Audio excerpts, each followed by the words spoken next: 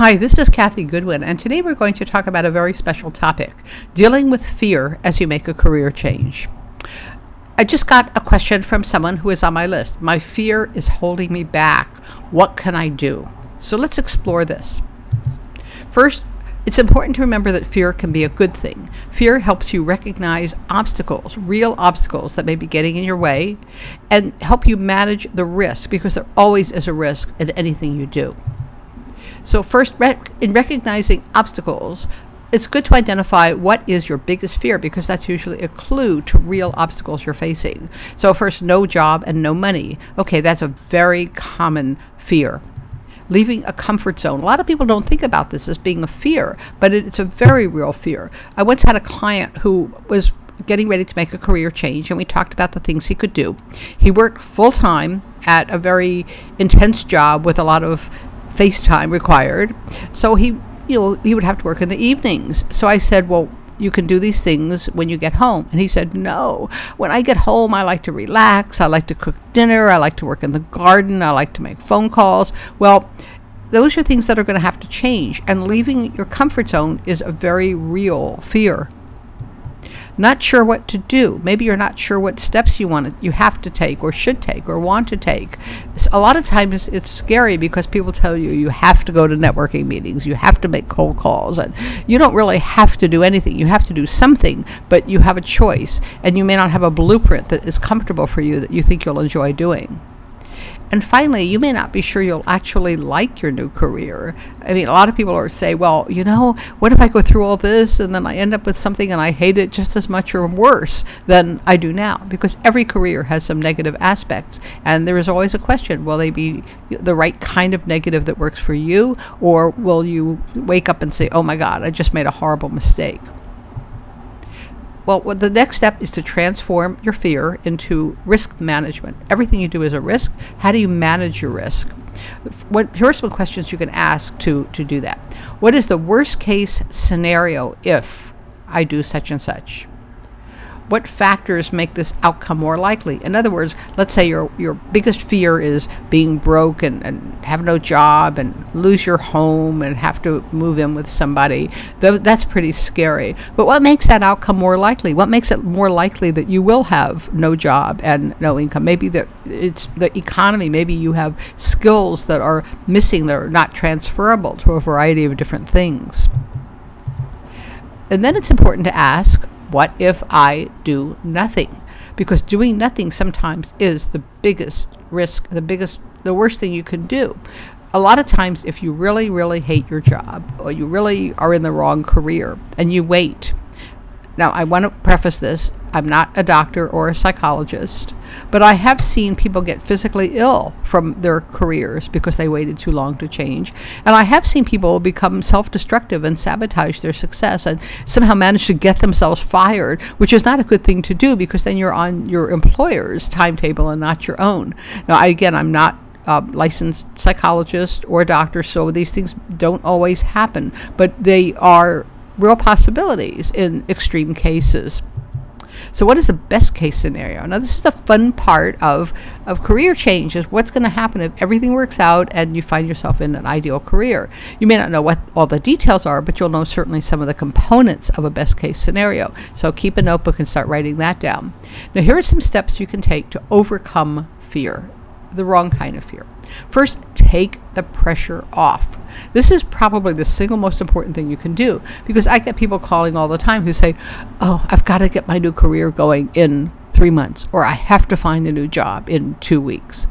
If you have that kind of time pressure and that kind of horizon, you're really setting yourself up for a potentially negative outcome. You need time and space, so you have to think about what are the things you can do. The truth is that a real career change can take 3 months to 3 years, anywhere in between. How are you going to be able to manage that time frame? It might be finding another source of income. It might mean meeting with a financial planner to discuss the ways you can use your investments. And again, I don't recommend digging into any of your investments, especially your retirement funds, without talking to a licensed planner. But that's usually one of the biggest ones. Another is time. Where am I going to get? I don't have time to do anything. Again, that might be rearranging your schedule, using resources differently. But that's a very important question. Another is avoid either or thinking. also, this is fatalistic. It's like either I get the perfect career right away or I stay where I am. Those are not the only two choices. In fact, a lot of times your next move might not be to your perfect job. It might be to something in between, what I call a bridge job. Not the dental kind of bridge, but the kind of bridge as a pathway between 2 points. So a lot of times you'll have a job that is not ideal, it's not where you want to end up, but it's something that gets you from where you are to your next step. For example, let's say you want to have a job where you're running programs. You want to be not a one-to-one life coach, but you want to work on self-discovery, personal improvement programs with an organization or on your own.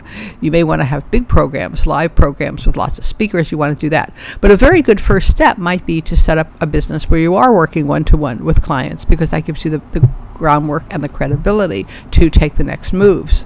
So, or another example might be, let's say you're in computers, you're a techie, and you want to become a marketing person. Well, what you can do sometimes is use your techie skills to get into a company that does promote people cross-functionally, and then that's your bridge job. Is you're still doing technical work, but you're in a company, you're on a path to a different kind of career, and get lots and lots of information. That is probably one of the keys to overcoming fear, because the more information you have, you might consider information. In fact, if you think of fear as a fire, information is like the water or the special or whatever anti-fire products you have that put out the fire. So think of information as the ultimate tool. And I'm going to give you a special exercise to identify exactly what kind of information you need. So, okay, play with me. Imagine that you're walking along a beach and you see a bottle and you pick it up, curious, and you look inside and out pops a genie. Now I'll let you decide. I'm going to say female, but if you be more comfortable, you can have a male, you can have an animal, you can have any kind of genie you want. But this is a magical creature emerging from your bottle who says, okay, I'm not going to give you 3 wishes. I'm going to give you 3 solid pieces of information, but you only get 3 pieces. So what do you need to know in order to overcome fear and move confidently into your next step? It's better to be as precise as possible. So instead of what should I do, maybe ask something like, how can I overcome my fear of being broke? Or what is a way that I can identify people who could help me move to my next career? Something very, very specific. Come up with at least 3 questions, and then that tells you what information you need. And once you know what information you need, it's usually a pretty straightforward step to identify who has that information and who will share it with you. Sometimes it's free, sometimes it's low cost, and sometimes you have to pay. But you know what you need. If you're looking for additional resources, you can take a screenshot of this, or make some notes, or or simply copy down the information. On some browsers, these links will work. On some, they won't. My website has a ton of information. I have a blog with lots and lots of articles that many people find helpful. I also have videos like this embedded in my website. We can set up a consulting session. This is an extra long session, 60 to 90 minutes. We'll go through everything you need about your job search.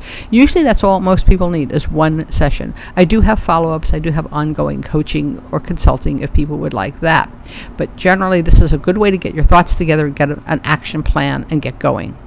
Then there's a book. This is a book you get on Amazon. It's been around a long time, but it's still one of the best books I know on fear. It's called Embracing Fear by a psychologist named Tom Rutledge. It was actually sent to me to review, and I like it so much I've been recommending it, and I use it myself. It's excellent. Another is my own ebook, 21-Day Extreme Career Makeover, which many people have found helpful. And I do discuss not only fear, but some of the things that will help reduce fear, like exactly what you need to do step by step in the process.